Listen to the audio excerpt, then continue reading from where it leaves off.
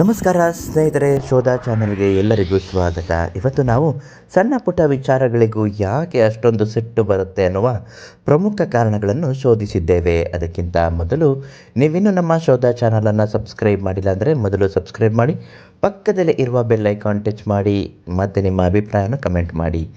ಸಣ್ಣ ಪುಟ್ಟ ವಿಷಯಕ್ಕೂ ಸಿಟ್ಟು ಬರಲು ಪ್ರಮುಖ ಮಾನಸಿಕ ಕಾರಣಗಳು ನೋಡೋದಾದರೆ, ಮೊದಲನೇದಾಗಿ ದಣಿವು. ಯಾವುದೇ ಒಬ್ಬ ವ್ಯಕ್ತಿಗಾಗಲಿ ಅಥವಾ ಮಹಿಳೆಗಾಗಲಿ ಹೆಚ್ಚು ದಿನಗಳು, ತಿಂಗಳುಗಳು, ವರ್ಷಾನುಗಟ್ಟಲೆ ಕೆಲವರು ಒತ್ತಡದಲ್ಲಿದ್ದರೆ ಅಥವಾ ಸ್ವಲ್ಪನೂ ರೆಸ್ಟ್ ಮಾಡದೆ ಕೆಲಸ ಮಾಡಿದರೆ ಮನಸ್ಸಿಗೆ ಭಾರವೆನಿಸಿ ಸಣ್ಣ ಕಿರಿಕಿರಿಯು ದೊಡ್ಡ ಆಕ್ರೋಶವಾಗಿ ಹೊರಬರುತ್ತದೆ.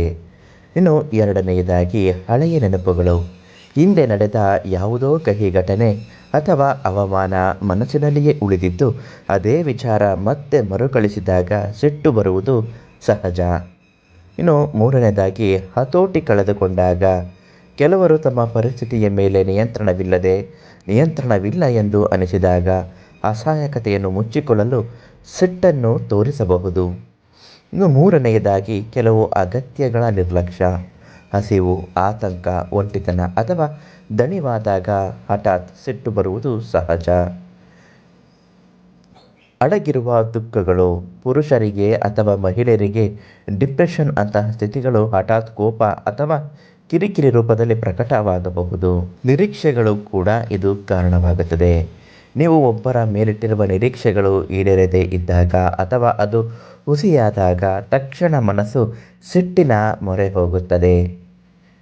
ಸ್ವಾಭಿಮಾನದ ಕೊರತೆ. ಒಂದು ಸಣ್ಣ ಟೀಕೆ ಅಥವಾ ಭಿನ್ನಾಭಿಪ್ರಾಯವು ಒಬ್ಬರ ಯೋಗ್ಯತೆಯ ಮೇಲೆ ನೇರ ಜೀವನಕ್ಕೆ ಅಪಾಯಕಾರಿ ದಾಳಿಯಂಥ ಭಾಸವಾಗಬಹುದು. ಇದು ಅತಿಯಾದ ಋಣಾತ್ಮಕ ಪ್ರಕೋಪಕ್ಕೆ ಕಾರಣವಾಗುತ್ತದೆ. ಭಾವನೆಗಳನ್ನು ಅಡಗಿಸಿಟ್ಟುಕೊಳ್ಳುವುದು. ಯಾರೋ ತಮ್ಮ ಬೇಸರ ಅಥವಾ ಅಸಮಾಧಾನವನ್ನು ಸಮಾಜಕ್ಕೆ ಹೆದರಿ ಒಳಗೆ ಅದುಮಿಟ್ಟುಕೊಳ್ಳುತ್ತಾರೋ ಅವರಿಗೆ ಹಠಾತ್ ಸಿಟ್ಟು ಬರುವ ಸಾಧ್ಯತೆ ಬಹಳ ಹೆಚ್ಚಾಗಿರುತ್ತೆ. ನಿದ್ರೆಯ ಕೊರತೆ. ಎಷ್ಟೋ ಜನರಿಗೆ ಸರಿಯಾದ ನಿದ್ರೆ ಇಲ್ಲದಿದ್ದಾಗ ಮೆದುಳಿನ ಅಮಿಗ್ಡಾಲಾ ಅತಿಯಾಗಿ ಪ್ರತಿಕ್ರಿಯಿಸಿ ಸಣ್ಣ ತಮಾಷೆಯು ಕೋಪಕ್ಕೆ ದಾರಿ ಮಾಡಿಕೊಡಬಹುದು.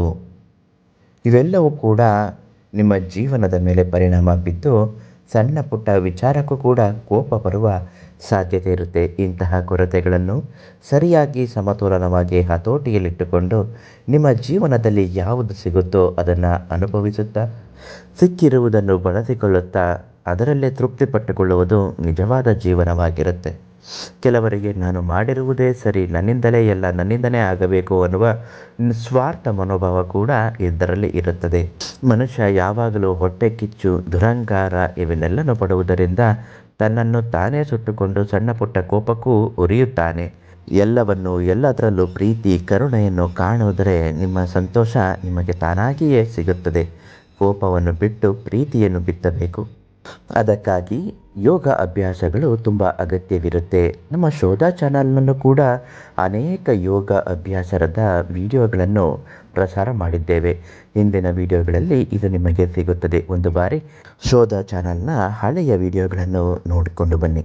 ಅದರಲ್ಲಿ ಪ್ರಮುಖವಾಗಿರುವಂತಹ ಆಸನಗಳನ್ನು ತೋರಿಸಿದ್ದೇವೆ. ನೀವು ಕೂಡ ಅದನ್ನು ಅಭ್ಯಾಸ ಮಾಡಿದರೆ ಇಂತಹದ್ದನ್ನೆಲ್ಲ ಬಿಟ್ಟು ಸಂತೋಷದ ಜೀವನದ ಹಾದಿಯನ್ನು ಪಡೆಯಬಹುದು. ಯೋಗದಿಂದ ಎಲ್ಲವೂ ಸಾಧ್ಯ. ವೀಕ್ಷಕರೇ, ಇದು ಶೋಧ ಚಾನಲ್ನ ಒಂದು ಪುಟ್ಟ ಶೋಧಿಸಿರುವ ಮಾಹಿತಿ. ನೀವಿನ್ನೂ ನಮ್ಮ ಶೋಧ ಚಾನಲನ್ನು ಸಬ್ಸ್ಕ್ರೈಬ್ ಮಾಡಿಲ್ಲ ಅಂದರೆ ಮೊದಲು ಚಾನಲನ್ನು ಸಬ್ಸ್ಕ್ರೈಬ್ ಮಾಡಿ, ಪಕ್ಕದಲ್ಲಿರುವ ಬೆಲ್ ಐಕಾನ್ ಟಚ್ ಮಾಡಿ. ಶೋಧ ಸದಾ ನಿಮ್ಮೊಂದಿಗೆ.